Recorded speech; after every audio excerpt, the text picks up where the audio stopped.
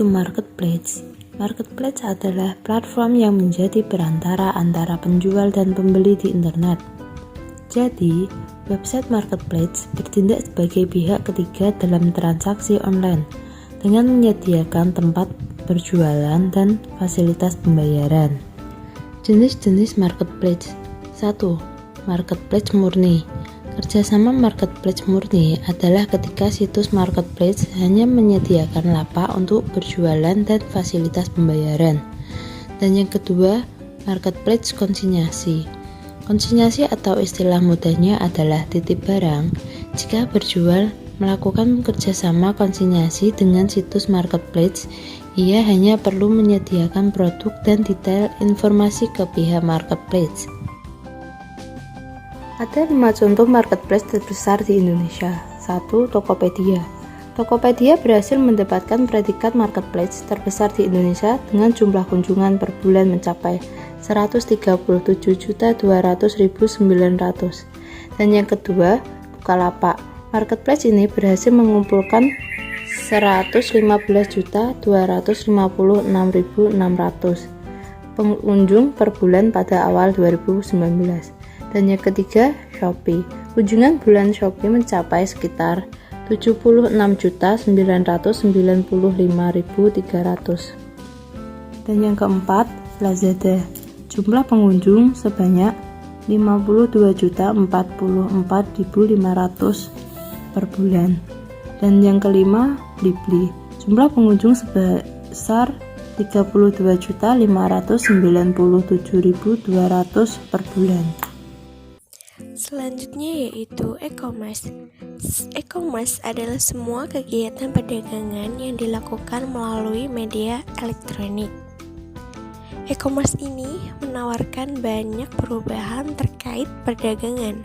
Jika proses jual beli tradisional membutuhkan pertemuan tatap muka antara pembeli dan penjual, e-commerce ini tidak lagi membutuhkannya.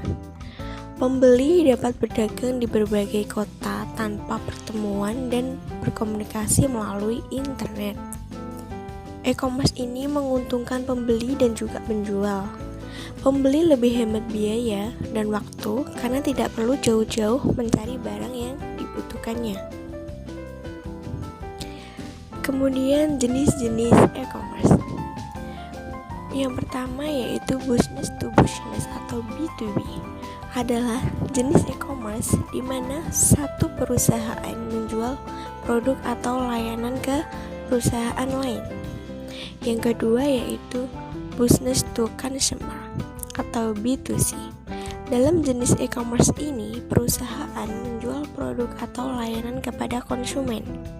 Yang ketiga yaitu antar konsumen C2C, adalah transaksi online yang dilakukan antara dua orang. Yang keempat yaitu consumer to business atau C2B. Sistem ini di mana seseorang menjual produk atau layanan ke perusahaan. Yang kelima yaitu business to government atau B2A. Adalah model e-commerce ini mirip dengan B2C, B2B. Tetapi pelakunya adalah perusahaan atau instansi pemerintah. Yang keenam yaitu consumer to government atau C2A. Transaksi ini dilakukan oleh individu dan lembaga pemerintah. Kemudian ada juga manfaat dari e-commerce.